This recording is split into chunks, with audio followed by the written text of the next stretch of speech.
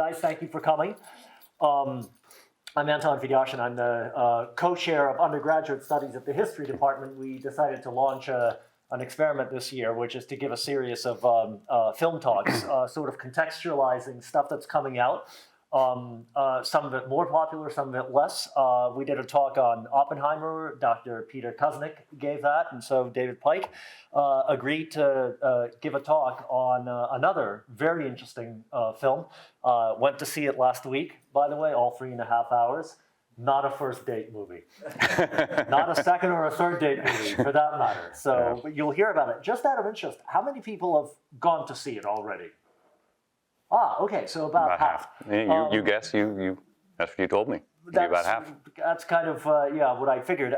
Listen, it's Scorsese, so it's definitely worth seeing. He's one of the great modern American contemporary filmmakers. Whether you like all this stuff or don't, everyone's hit and miss, but it's definitely worth seeing. Anyway, David Pike is a professor of literature, film, and cultural studies at the Department of Literature. We're very happy to partner with our neighbors upstairs.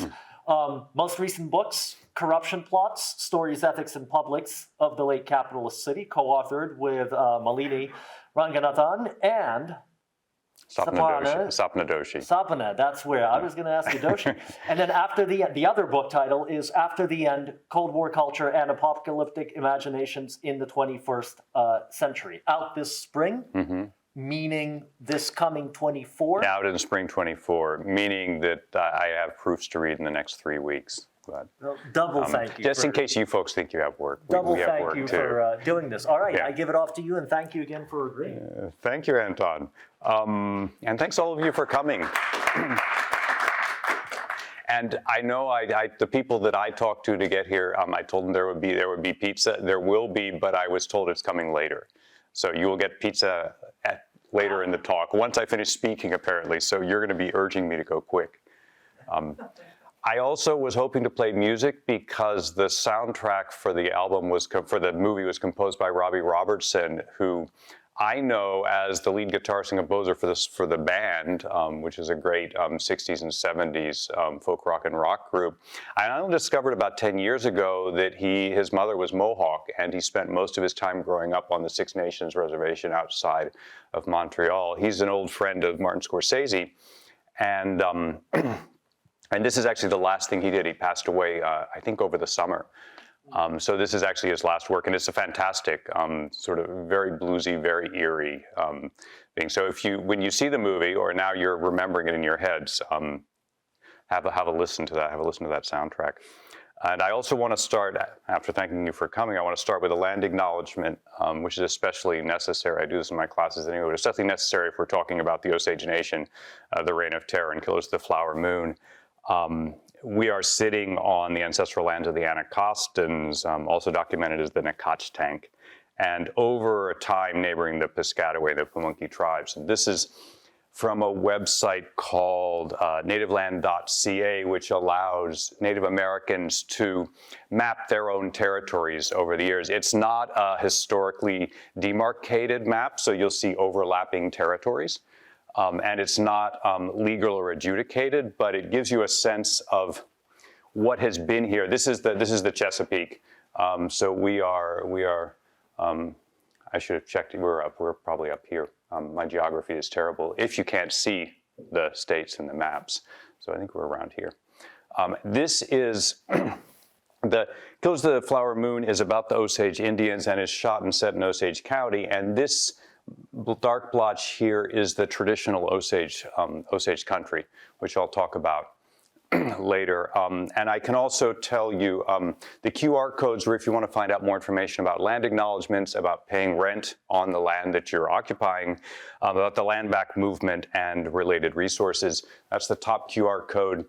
If you want to find out about DC and indigenous culture, my colleague, AU Professor Elizabeth Rule, has made an app called Guide to Indigenous DC, which you can use to explore the city. That's the second QR code.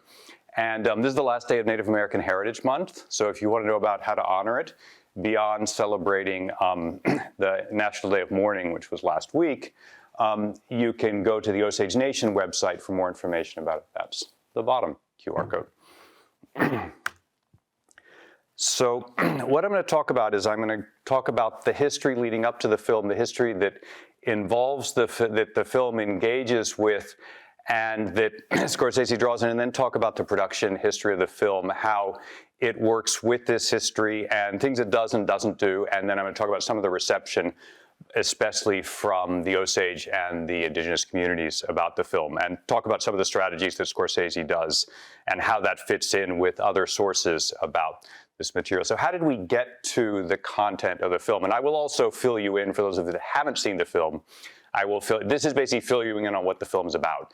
And I will talk as we get further into it about which part the film takes place in, without telling you some of the stuff later on in the film that might spoil for those of you that like plot.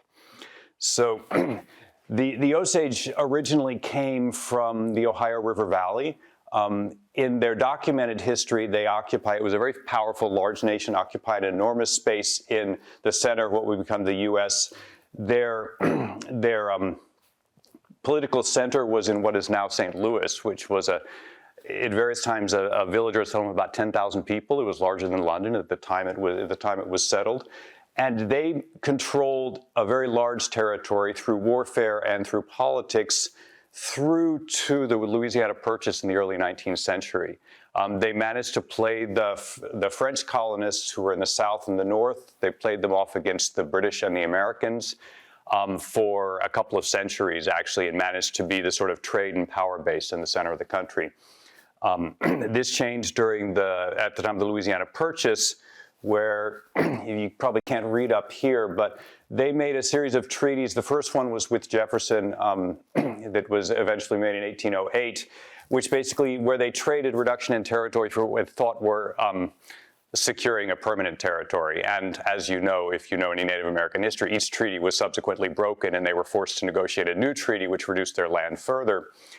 And where they ended up by the end of the 19th century was in this reservation in Osage County. Here it is enlarged. And Oklahoma is about half Indian territory. And I'm not sure the exact, there are 30-something recognized tribes in different reservations in Oklahoma. It has a particularly interesting legal status, which I'm not going to go into here. This green bit is the Osage County, which you see enlarged here, and here it is in the territory that's now Oklahoma. The Osage were both fortunate and savvy in that they were able to negotiate a cash settlement when they were forced out of Kansas, which was where their reservation had previously been, and they were able to use that part of that cash settlement to purchase this county in Osage County, which they were able to do for various reasons, and they thought they were purchasing land nobody wanted. It was unfarmable, it was hilly, it was barren, and they were actually starving because they couldn't do anything with the land, but they figured at least they would get left alone. They discovered oil on the land and realized they weren't going to be left alone. They were meanwhile being forced, they were the last nation to be forced into allotment. Native tribes originally held all of their land collectively. But they were forced as part of assume that they're going to assimilate and act more like Americans if we force them into private property. So each family or each member of the tribe was forced into an allotment. What happened when they were forced into allotment, they negotiated to retain mineral rights for the land underneath collectively. So this was called, I think David Grann in his book, Killers of the Flower Moon, calls this the underground reservation. So they managed to control those rights even though the above part was divided up. And because of that, and they knew they had the oil already, because of that, when oil was discovered and because they owned the reservation, it couldn't be taken from them as easily otherwise. So instead, they became the richest nation per capita in the world in the period where the movie takes place. They also became, because they have very few legal protections, they also became the area with the highest crime rate in the entire country, according to the FBI. There were more criminals per square inch in Osage County than anywhere else in the country, and I will talk more about that. And this is the setting that Scorsese uses. So is this country of these incredibly wealthy people because of the oil, but who are subject to all kinds of predation, And what happened was they each of them had a head right. So the 2,217 members of the tribe, they were recognized at the time of the allotment. Each of them was given a head right, which would then be passed down to their relatives. But there was no law against it being passed down to other Osage. So if you married into an Osage family, you could inherit the head right. And the head right goes with all the money that comes from the oil rentals of the land.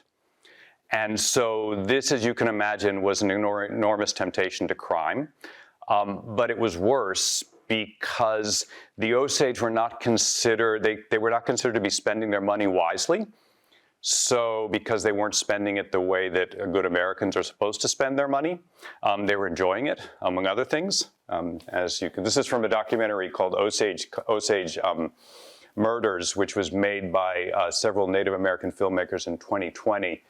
You can watch it online. It's about 13 minutes long and gives a very different perspective on a lot of this history.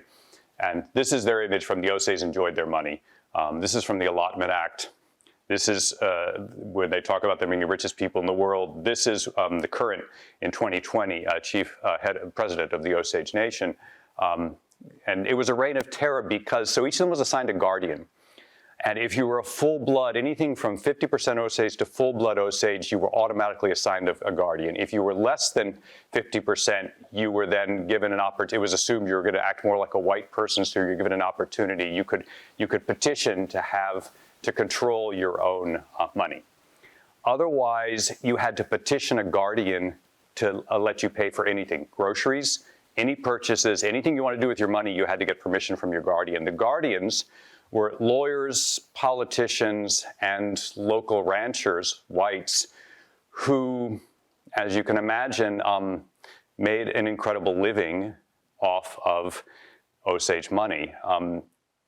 It's calculated that countless millions of dollars were siphoned off from the Osage funds by this network of crime that was based on all of the white-collar figures of the area. So the medical profession was involved. The legal profession was involved, the courts were involved, the Bureau of Indian Affairs office was involved, the ranchers were involved, the shopkeepers would have different rates for the Osage. The Osage would buy things on credit, the shopkeepers would then go to the guardians and everybody would get kickbacks. So there was this enormous illegal economy that the Osage were supporting, and all of this feeds into Scorsese's film. That's half the reign of terror. The other reign of terror is that people started getting murdered for their head rights. There's 60 documented murders out of a population out of 2,217 people. It's been argued, and most people feel that the number that were murdered were several hundred, all told. The reason that it hasn't been documented is there were few investigations. Most of the murders were bloodless. They were either done with poisoned alcohol or with medical poison medicine. And you will also see traces of this in various parts in the film, Killers of the Flower Moon. And so the episode that Killers of the Flower Moon talks about is a specific episode which Dennis McAuliffe, a half Osage, whose grandmother was one of the murder victims, who wrote a book called The Deaths of Sybil Bolton. He talks about, William Hale is the main character in Killers of the Flower Moon, who's played by Robert De Niro, who was convicted of several crimes. This again is the backstory that you'll see very clearly the moment he's introduced. According to Dennis McAuliffe, he was not a suave criminal, but he was a rank amateur who got caught because he did things like shoot people and blow up people's houses instead of poisoning them. So he didn't do quiet crime, he did loud crime. And the powers that be were really pissed at him because he brought too much attention. So what happened was the local law enforcement was corrupt and paid off, or killed off if they were not paid off. The Oklahoma authorities were equally corrupt. So a group of Osage went in 1925, a delegation went to Washington, D.C. to beg the Bureau of Investigation to get involved. The Bureau of Investigation, which would become the FBI, and this is the beginning of J. Edgar Hoover's career, the Bureau of Investigation agreed to get involved. They were paid $20,000 to enforce the law. and to investigate. According to McAuliffe, they actually extended the investigation beyond when they needed to make sure that they spent all 20,000 of the dollars that were coming to them, so they could account for all of them. McAuliffe is particularly pissed off about this because his grandmother died between the time when they had the information they needed to make the arrests and the time they actually made the arrests. And the several months is when his grandmother was shot outside her house. So that's the Reign of Terror. McAuliffe summarized it. He says, "It was not the FBI's finest hour. It took the Bureau 2.5 years to put behind bars a couple of cowboys whose murders of Osages have been common knowledge in Osage County for years." That's not the way Scorsese tells it, and it's also not the way David Grann tells it. There are two sets of sources for this story. There's a set of native sources, and there's a set of non-native sources. They tell very different versions of this story, although Scorsese does eventually draw on both of them. The first version of the story that was told was actually by the Nanticoke filmmaker James Young Deere, who in 1926, he made a whole bunch of silent films. In 1926, basically right after the trial, he made a short film called Tragedy of the Osage Hills. Which was a fictionalized silent version of, it doesn't survive, unfortunately, of the movie. So the first version of the film was actually made by a Native American filmmaker. Unfortunately, it hasn't survived. A writer named John Joseph Matthews, who was 1/8 Osage, born in Osage County, wrote a whole series of books of stories about the Osage, which goes back through the long history of it, also through 19th century stories of colonization, and he also tells the stories of the Osage, the Reign of Terror. More recently, I haven't read this one yet. Linda Hogan has written a novel, Chickasaw novelist, has written a novel called Mean Spirit about the Reign of Terror. And then Dennis McAuliffe's book, he found out when he was 15 that his grandmother not only had been Osage, he had been told that she was his step-grandmother. He found out that his grandmother was Osage, that she committed suicide, and then that she'd been murdered. And the book is this fascinating book about his discovery that he was in fact Osage, and then his investigation, his return to Oklahoma, and his investigation of what happened to his grandmother. This was written in the 90s. And then Charles Redcorn, whose son and nephew actually act in the film, wrote a fascinating novel called A Pipe for February, which has just been reprinted because of the film. I think it was published originally, I think it's published originally earlier in the 21st century. The first scene in Scorsese is drawn from this book, the scene of the bearing of the pipe. And a number of other scenes, especially about Osage customs, and some of those scenes are drawn from that novel, which again tells a very different story, a different version of the events, because it's told from the perspective of the natives who both know something is happening and are protecting them, and also have to pretend that they don't know something is happening. So there's a fascinating way it's narrated in that the narrator is not telling the audience, he pretends to be sort of flat and stupid, as if he's narrating to a white audience, but at the same time you discover that they know what's going on and they're trying to figure out how to stop it and use the means at their disposal, including manipulating their guardians and manipulating the whites around them, and figuring out who is their ally, who isn't their ally. Because one of the problems with this story is you don't know if your husband or your grandfather or your uncle is trying to kill you or not. Because not a single family did not have somebody in their family die during this period. But not everybody was crooked. Only, maybe 80% was crooked. There were other people, and so it was complicated. So if you think about what that situation would be like, you can't go to the law. You can't go anywhere. You can't take the law into your own hands, because these are the people that are basically, this is the entire human infrastructure of Oklahoma. It's an incredibly powerful power base. Scorsese captures moments of that dilemma in the film, and he gets that from those sources. The key non-native sources are Edna Ferber's novel. This was the best-selling novel of the 1930s, literally. Sold more than Gone with the Wind. It's called Cimarron. It's about the land rush. When the Native Americans got kicked out, in the land rush, they kicked out the Native Americans. Has anybody read Little House on the Prairie? Laura Ingalls Wilder's family were squatters on Osage land. And if you've ever read Little House on the Prairie or seen them, that's what they're describing. They're describing the invasion of Osage territory that resulted in the Osage getting moved to Oklahoma. Cimarron also memorializes this same moment. There was a movie made of it in 1931 with Richard Dix and Irene Dunn, and another one made in 1960 in CinemaScope. You can imagine that in this version, the Indians are mostly played by whites and don't have much to do except be in the background and get killed, or get drunk. The FBI story, 1959, with Jimmy Stewart, tells a series of heroic stories about the FBI, one of which is about the Reign of Terror, and this is the image from the episode about the Reign of Terror.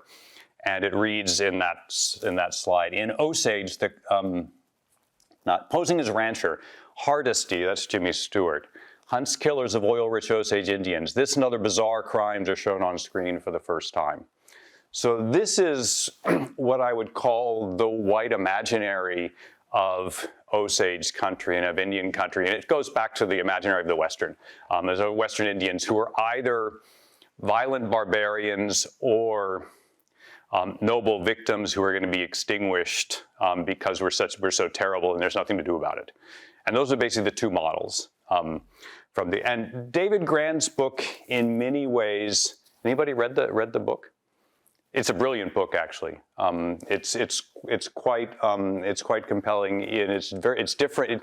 It has a lot of the background. It has a lot more of the Osage experience than Scorsese's film does. But it's told primarily from the point of view of Tom White, the FBI agent. So he's the thread, you can see from the subtitle, Oil, Money, Murder, and the Birth of the FBI. So it's more about the birth of the FBI, but he does tell us everything that happens. He shows us the systemic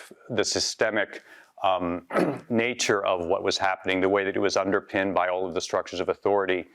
And it's quite a fascinating book. It is, as a native critic I wrote, unremitting violence, bleakness, and suffering. There is basically no hope for the Osage, but he does show the full extent of what was done, and he also shows how it extends both from before the official Reign of Terror, the few years. Scorsese basically shows us between 1923 and 1926, but the Reign of Terror starts, in many ways it starts at the time of colonization, but the particular Reign of Terror starts as soon as oil is discovered and the criminals come in, and it extends into the present day in many ways. And he follows that because at the end of the book, the last 100 pages, he goes to do research in Osage County, and he starts talking to the children and grandchildren of the victims of the original Reign of Terror, and they ask him to investigate what happened to their relatives because they have no proof of what happened. They say, I think my grandmother was murdered, but nobody ever investigated it or proved it. When you go to the archives, can you tell me if you can find anything out? And so he investigates these murders, and he often actually he solves the murders. He doesn't put anyone behind bars, but he's able to go back and then tell somebody, this is what happened. So at least you know the truth of what you always wondered about.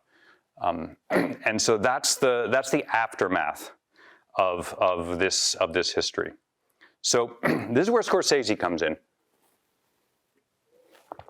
Killers of the Flower Moon was a bestseller, the book.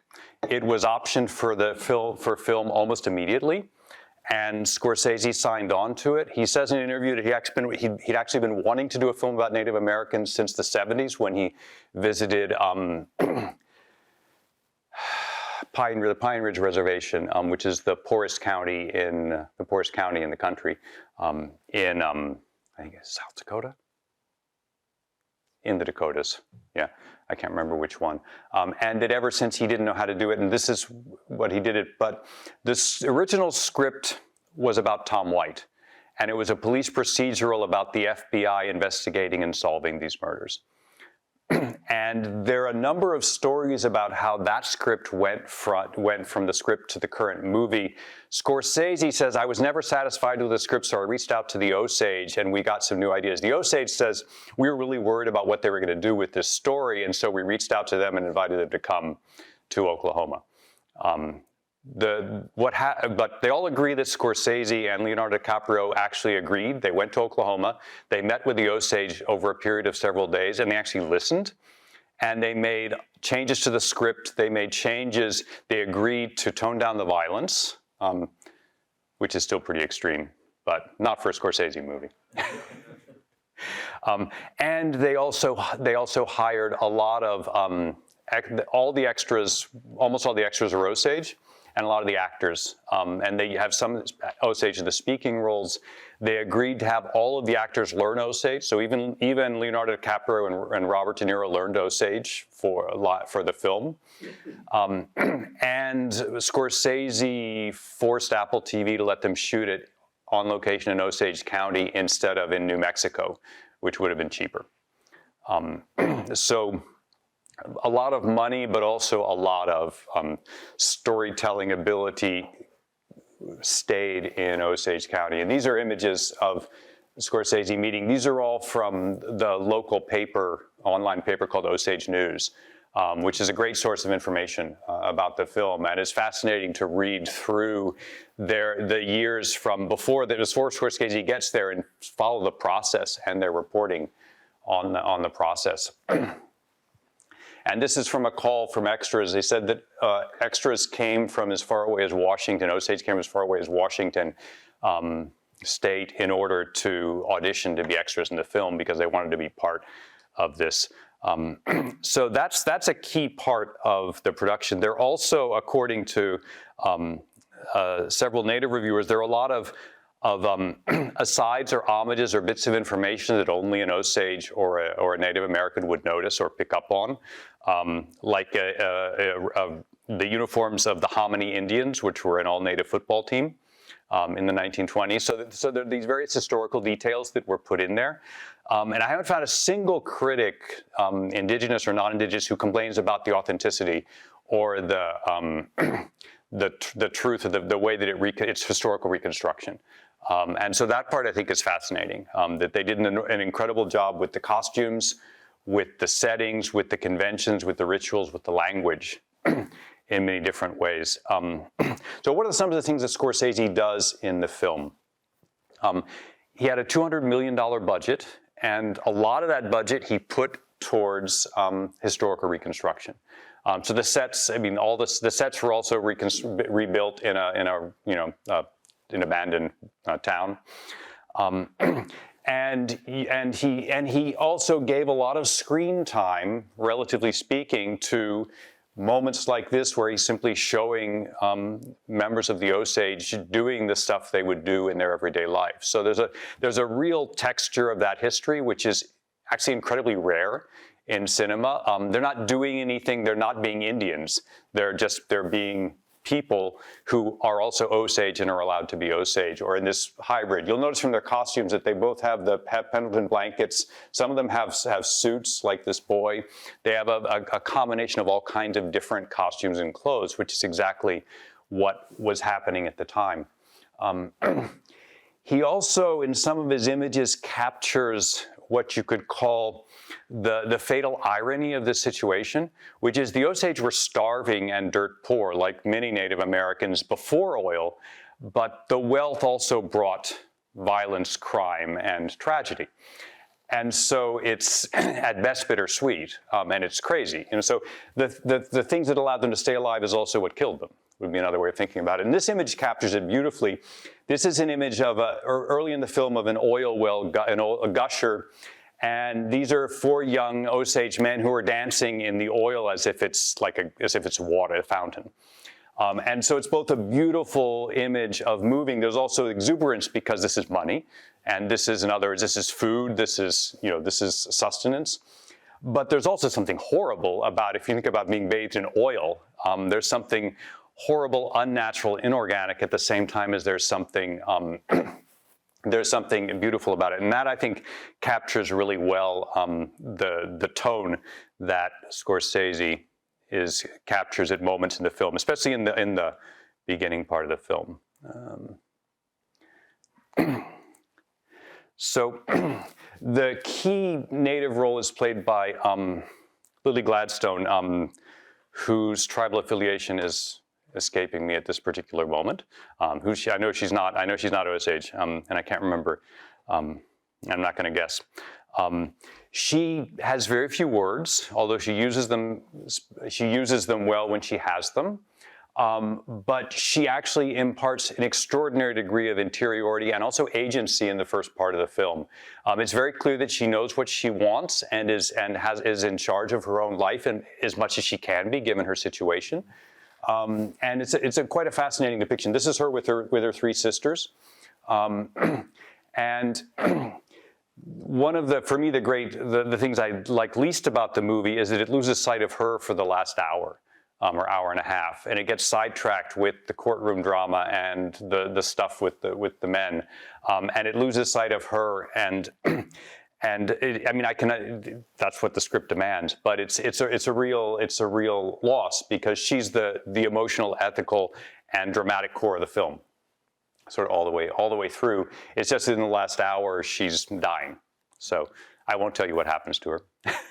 But in the last hour, she's dying, and she doesn't do much. If you've seen Gaslight or Notorious, those would be the two references. Ingrid Bergman also getting slowly poisoned, and suffering in bed. So Scorsese has a couple of also wonderful moments where he briefly captures the assumptions that whites make on this land, and these wonderfully succinct, confident responses. This is Ernest Burkhart, who's Leo DiCaprio's character, who will very soon marry Lily, and who is, in a sense, the dramatic center of the film, for better or for worse. And he's the one we follow all the way through. First, this is Henry Rohn, an Osage who picks him up at the train station to take him to Robert De Niro, William Hale's house. And Leonardo asks him, as they're driving through this massive expanse of greenery, whose land is this? And he says, my land. Which is true. This is his land right, his allotment. A little bit later, he's flirting with he and Molly are flirting. They're courting, basically. She's invited him to dinner, and he compliments her color and asks her, "What color is that?" She's mixed, and she says, "My color." Which is a wonderful sidestepping of the whole quantum "how much blood do you have" theory, which captures them. And these are wonderful moments that Scorsese incorporates that capture both white-Indian relations, but also that give a sense of autonomy to these characters that Native characters very seldom have. He also incorporates traditional Western imagery. Here, I think it's a real homage to Sergio Leone. If you've seen Once Upon a Time in the West, which I know a few of you have because you were in my Western class, but if you haven't, it has these incredible crane shots of historical reconstructions of trains pulling into stations, and these panoramic shots of this gorgeous Western landscape. I don't remember if Leone's movies ever have any Native Americans in them. And if they are, they're played by Charles Bronson. I'm not joking. But he also critically cites John Ford, who was the other major director of Westerns, in a wonderful scene where he plays a song that, if you watch John Ford movies, you know is completely connected to John Ford's idealized Western community. He plays it against a scene in front of the Robert De Niro's character opening a ballet school for the young white girls, and discussing with the parents of one of the girls who they're going to kill next. It's a very chilling scene. He also makes cinematographic choices. This is Rodrigo Prieto, the Mexican photographer who shot the film, said that he shot the Osage using natural light, but he shot the white characters using autochrome, an early color photography technique that was patented by the Lumiere brothers in the 1900s. So I have no idea how it actually shows up here, but you can also see how he uses the black, the white, the darks, compared to how he films Molly in these scenes. The brightness you see that he usually gives her, and the outdoors. these are the three main male characters. Jesse Plemons plays Tom White, the FBI investigator. Robert De Niro plays William Hale, who's the King Hale, who's the kingpin, and then Leonardo DiCaprio plays Ernest, who is the stupidest villain that literally the dumbest villain, the dumbest character that Scorsese, dumbest protagonist Scorsese has ever had in one of his films. He plays it beautifully. He plays dumb incredibly well. But it's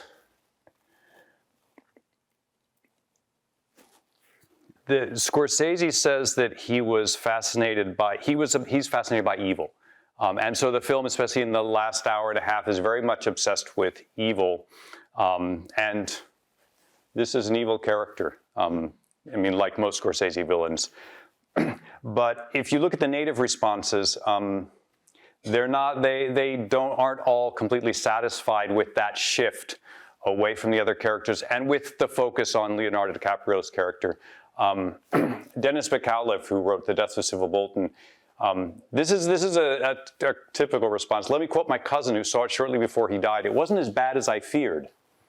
That's exactly what I say. And so it was lauded. All of the native critics, some of them loved it, especially a lot of the Osage, because they loved seeing themselves and their culture in the film and on film, and done so beautifully. It's gorgeously shot. It's gorgeously staged, as you mentioned. It's beautifully put together. Christopher Coate, who was a language consultant on the film, he thought the film was really well done, but he said, as an Osage, I really wanted it to be from the perspective of Molly and what her family experienced. But I think it would take an Osage to do that. And there's a lot of discussion among the critical reception, and this is a question that I also have for you, is, who's allowed to tell whose stories? And how can Scorsese tell the story? And a lot of people say, well, Scorsese told the story he could tell, but the Osage couldn't tell that story. That part the Osage clearly can tell the Osage story, but I bet the Osage could also tell the white story because they've had to live with it for centuries, and they know it back to front. That's how you survive. What they couldn't do, though, was get $200 million of budget to tell the story. And so that's in a sense one of the takeaways. And there's a sense of realism in a lot of these. This is Professor Rule's response in The Guardian, which I think is a very measured, thoughtful response. We have to remember that these were depictions of true, brutal, premeditated murders of indigenous people, and we should get upset and feel deeply uncomfortable taking in these scenes of violence, and especially all the more so because they reflect a true history. As Anton said, it's not a date movie. It might be a date movie if you're both film students, and or if there are ways in which it could be, but yeah, you don't want to take a neophyte to this movie, or somebody who is not familiar with a certain level of what actually happens in this country. In this way, I do see the value of the film coming from its ability to raise awareness, especially among non-native viewers, about the violence that our communities face historically and today. I wanted the perspectives of the indigenous characters more forefront in the storytelling. But more than that, I wish there was a message letting audiences know that the violence they witnessed was not the result of individual greed, but rather of the systemic devaluing of indigenous lives under the process of settler colonialism. The film gives us a look into one family's experiences, but the story of violence is a common one shared by hundreds of tribes across the U.S., and it also didn't start or end in the 1920s. Now, to a certain degree, she's saying, I didn't want to watch a Hollywood movie because Hollywood movies tell stories centered on specific families. But it is true that Scorsese in some ways shows the extent of the crime beyond Hale, but he never touches into that sort of network of power. There are glimpses of it, and actually some of the most chilling moments in the film, there's an extraordinary moment where the lawyer, one of the lawyers gets a phone call from Hale's wife telling him, if you have anything valuable in this house, you better take it out of the house because the house is about to get blown up. And that tells us that who she thought was, the innocent wife of a gangster, turns out to know everything. And it's this very subtle reminder. I didn't notice this. You noticed it the first time. I see you nodding, Paul. I didn't notice it till the second time I watched the film. And there are a few notes like that where you can get a hint of the complicity of basically all the whites in the community knowing what's happening, and in a sense actively participating in it in many ways, or at least acknowledging it. But you have to look pretty carefully to see it. You could otherwise think this is just the evil of Robert De Niro's character doing something that the system allows him to do. So the most violent response against it I've read was from Native critic Ali Nadi in Pop Sugar, where she writes, "For nearly 4 hours, we watched white men murder Native women over and over again. Authenticity is a euphemism non-Native filmmakers use for what natives call trauma porn. They think showing the absolute worst of what happened to us in grisly detail is somehow respecting us." Nadi basically says, do not watch this movie if you are a Native woman, or if you don't need to know about this. And I've actually seen almost every female Native critic I read had some version of this thing. Why did there have to be so much violence towards women? The only time we didn't see violence towards women is when we had these long episodes of men planning violence against women. And it's actually true. That is in a sense much of the film. It negates the first part where Molly is in the center, but it is very much a part of the film. And I think it's also a really strong question of, how far do you go in the representation before you're simply indulging in the violence as opposed to showing it and how it works.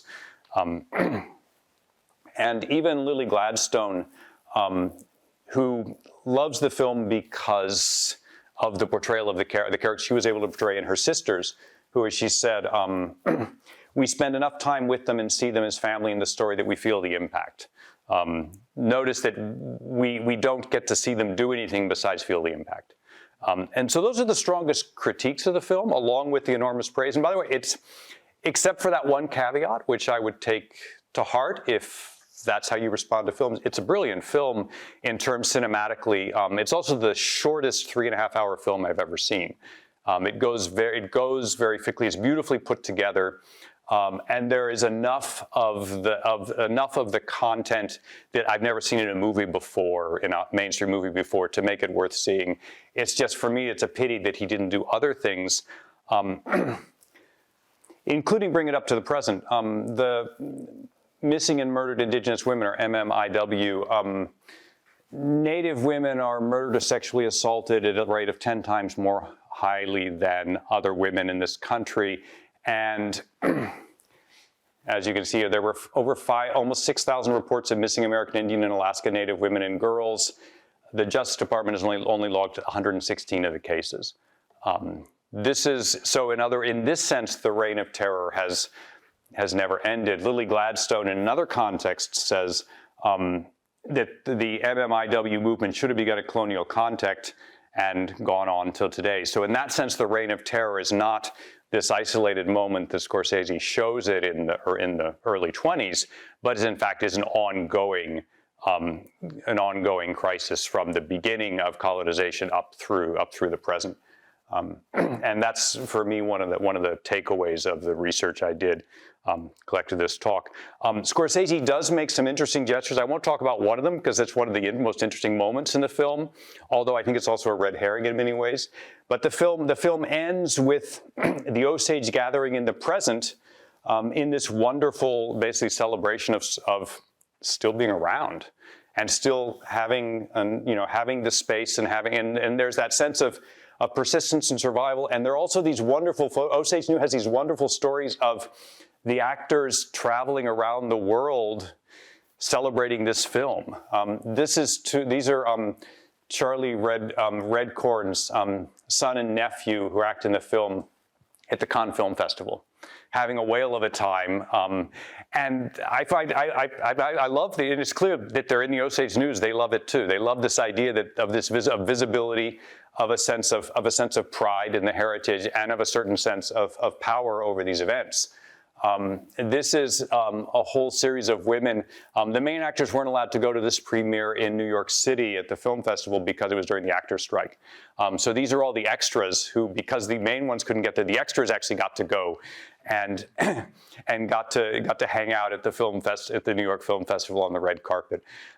So I wanted to finish with those wonderful images. And if you watch Osage Murders, you can also see an interview with Molly Burkhart's granddaughter, who actually talks about her father, Cowboy, who's the little boy you see in the film, and talks about the story and how it feels to have lived through it. And that's actually a fascinating moment that is not captured. It's captured in the book and it's captured in the documentaries, but not captured in the film, which I find also fascinating, especially if you're thinking about the resonance of historical facts and how they get into storytelling. We've never found a way of telling the stories that come into the present. There's always that need for that closure that locks off the stories in the past.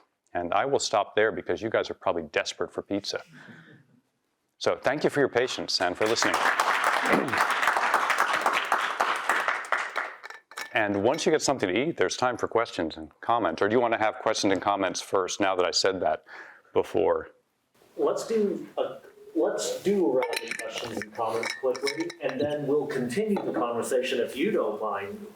Yes. Going back, does anyone have? Because I have strong feelings about this film, and they're both positive and. Let me break. It was never explained, and I'm not sure whether the book does it, why Lily decides to marry DiCaprio. I'm sorry, I can't remember the character's name. Ernest. Ernest, that's right. I don't know, of those of you who saw it, I never saw an explanation for this. I never understood why, like a moth to a flame, in the situation where so many people had already died, and as you correctly note, and Scorsese gets this across in the film, everyone knew what was going on, but couldn't do anything about it. There was this conspiracy of silence and fear among the Osage. She walks right into this, and in the beginning of the film, if I remember correctly, she uses an Osage term. She calls him a jackal, I think. Coyote. Coyote, yeah. Coyote, sorry, yes, coyote. She knows that why, and she sticks with him throughout the whole length of the film. Well, I'll give you two explanations. One of them is from within the film, and the other is from her granddaughter. The granddaughter said they loved each other. In other words, it's not just in Hollywood that love is complicated. And the desire makes you do crazy things. Within the film, she says Coyote wants money. And that's what she says to him. She tells it to him in Osage, and then she translates it for him. When she's sitting with her sisters in that scene on the blankets that I showed you, which is at somebody's wedding, her sisters basically tell her, he's after your money. And she says, yes, but he wants to settle down. He wants to settle. In other words, she assumes, presumably from that line, that if they love each other and if he doesn't have a wandering eye, he wants to settle, that that he can have her money. She has more money than she needs. She's not worried about that. She doesn't. You don't marry somebody expecting they're going to kill you, which is something somebody else says. And even when you're married to somebody, you don't expect they're going to kill you. You might expect they're going to cheat on you or take some of your money, but you don't expect they're going to kill you. Right? I would hope not. He doesn't, the only time you would is if somebody abuses you, and he doesn't abuse her. And we never see a moment of abuse, and the family doesn't talk about abuse either. That would be the only moment.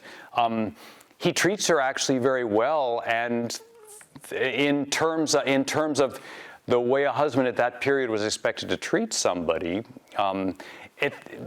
this also means that he is extraordinarily duplicitous.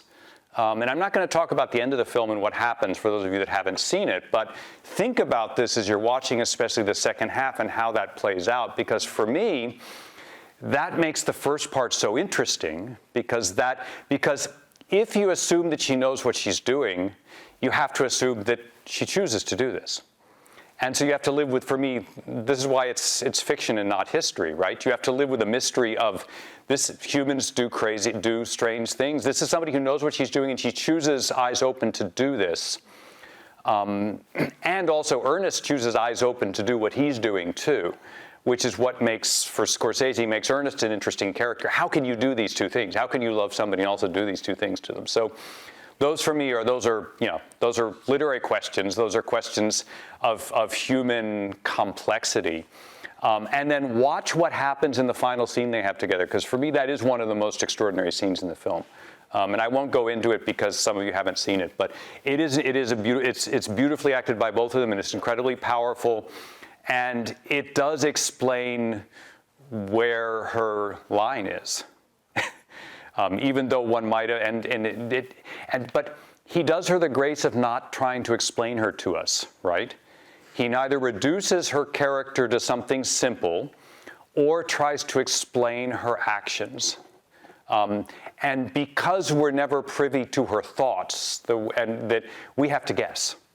So he gives her a certain kind of interiority and almost a certain kind of privacy that she manages to render as, for me, a complex subject. And complex subjects we can't understand just by knowing them for 5 minutes. She tells you can't know what this is a real person. A Hollywood, a Hollywood character, a flat character, you would know. They would simply, they would marry him, they would discover what was wrong, and they would say, this is no. But if you imagine yourself in the same situation, both of those. So that's how I answer that. It's both an answer and not an answer. Like so. It also makes a great conversation after the movie, right? It does. Yeah. It does. But these are Ernest and Molly are really deeply developed characters. Hale less so. Hale is a more traditional villain who has pretty straightforward motivations and doesn't have a lot of interiority.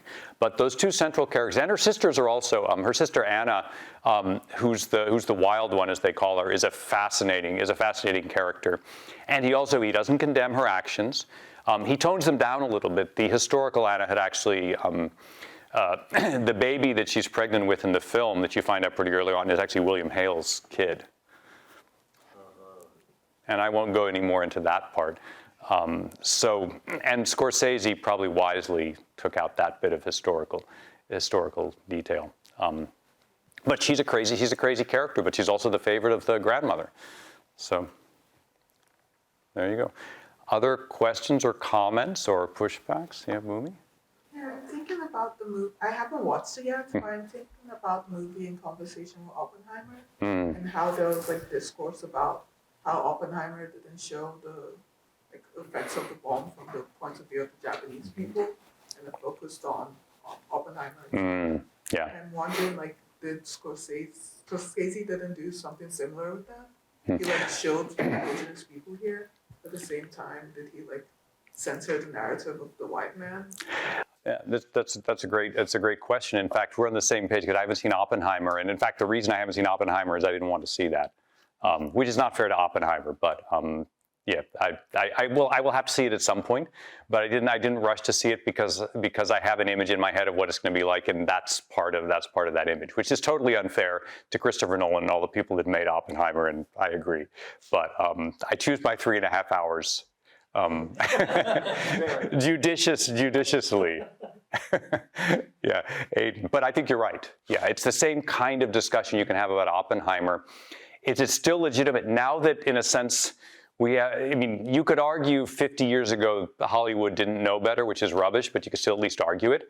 But today it's a lot more complicated to make that argument, which is why I give Scorsese a lot of credit. Because when he got called out on what he was doing, he actually listened and he changed what he was doing, and that's pretty impressive. And he pushed. He had the power to get the studio to allow him to do it. And so there's a lot in this movie that you will never have seen again in another mainstream movie, and that to me that's a real accomplishment. I don't know if Oppenheimer has anything like that. For instance, I'm guessing it doesn't, but I could be wrong. Any moments like that? Yeah, Aiden. Connecting to that, because I did see both, I will say I do think we get a lot of Ernest Burkhart's we see the conflict he is having internally throughout the movie. We see him develop, and we see that. And I think I will say that does seem somewhat similar to Oppenheimer. Robert J. Oppenheimer's moral conflict going on.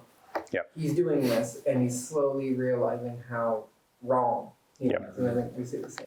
Yeah. I have to confess that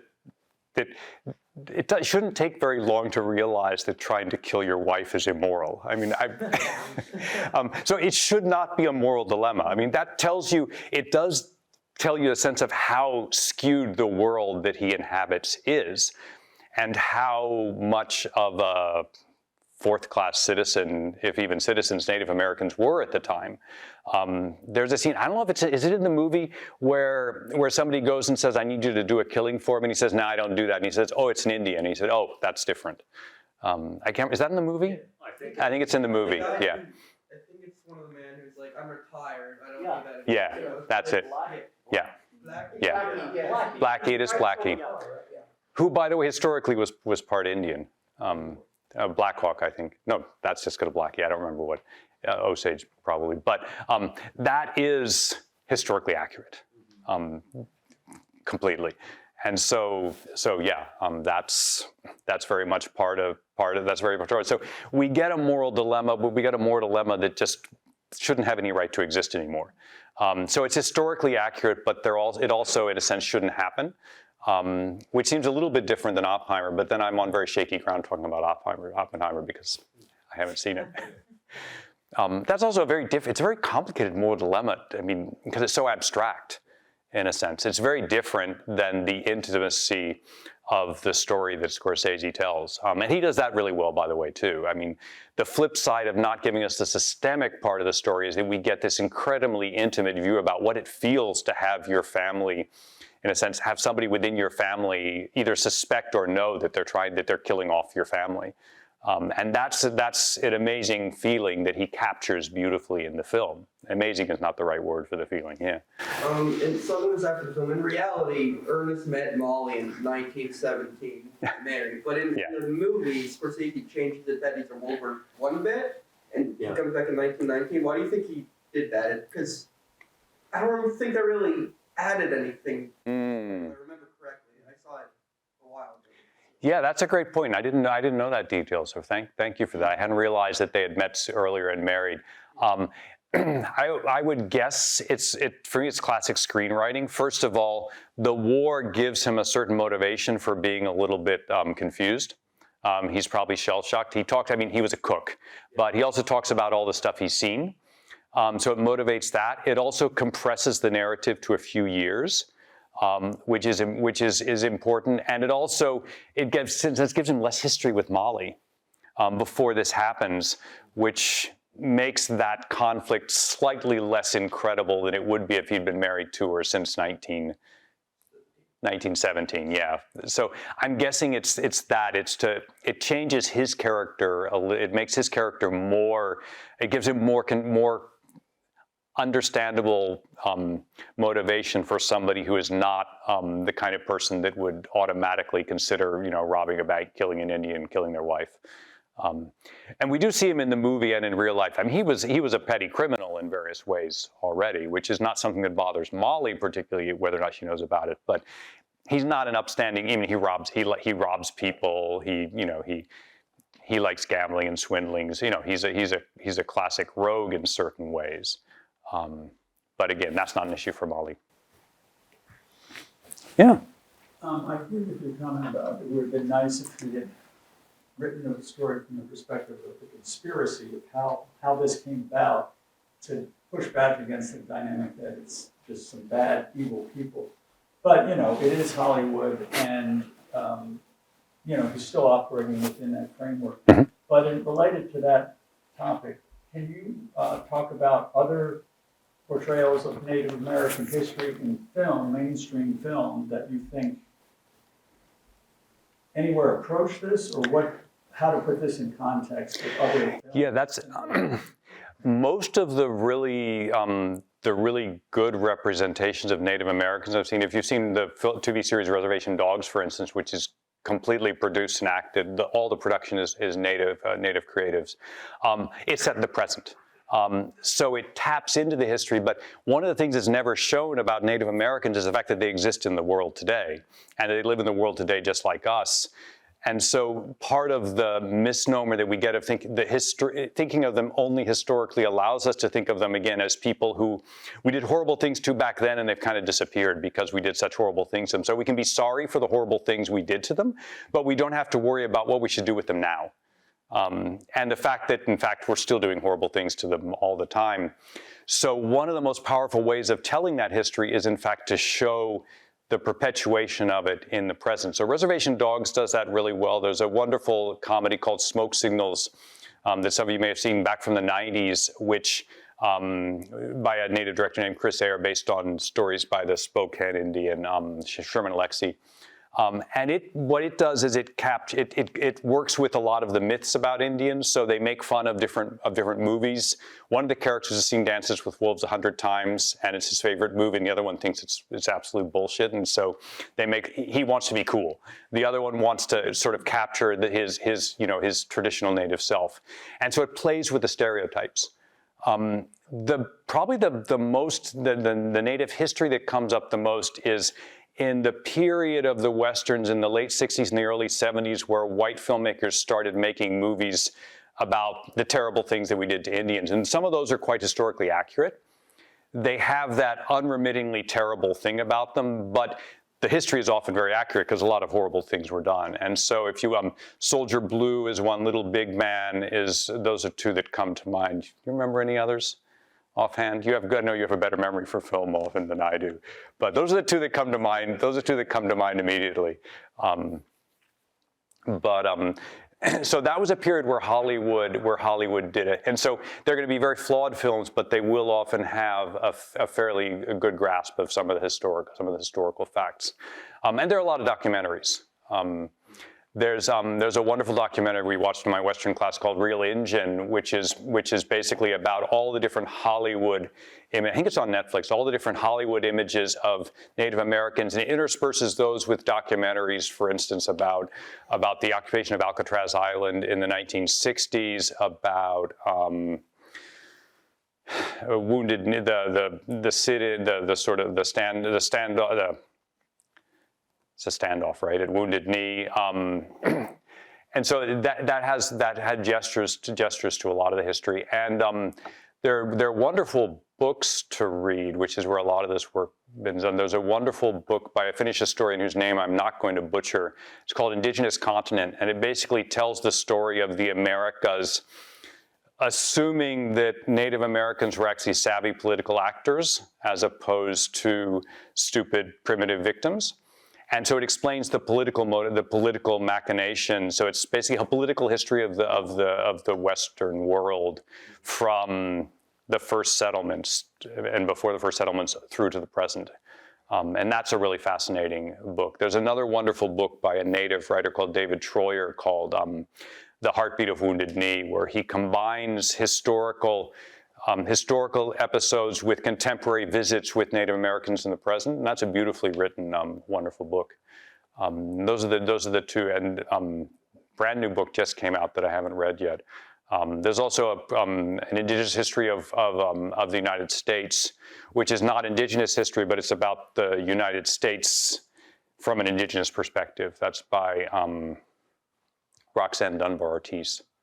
So there's a lot of good stuff out there, but fewer movies because Hollywood has this issue of this deeply rooted set of images about Indians, which is very difficult to get around because those expectations are baked in to the industry, to the audiences, and so it's very difficult to counter those images because most of us grew up watching some form of these images, even the younger ones. And so it's difficult to watch even a figure like Molly and not connect her to previous film actors that you've seen playing Native characters.